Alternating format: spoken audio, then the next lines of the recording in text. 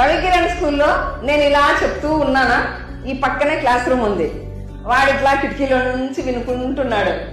ఎంత first class పిల్లోడు, first class అంటే 5 ఏళ్ళు ఉంటాయా, 6 ఏళ్ళు ఉంటాయి అంతే కదా. ఆ పిల్లోడు వాడంతకు వాడే నా దగ్గరికి వచ్చినాడు. మేడం నేను చెప్తా అంటే, ఏం చెప్తావు అని అడిగినా.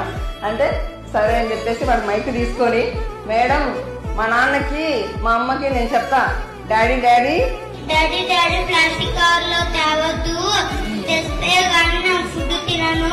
ఓ గుడ్ బాయ్. ఓకే, ఇంకా ఏం చెప్తావు? మా ఇంటి పక్కల వాళ్ళకి అవన్నీ ప్లాస్టిక్ అన్ని డస్ట్బిన్ లో పడేదని చెప్తాను మిస్.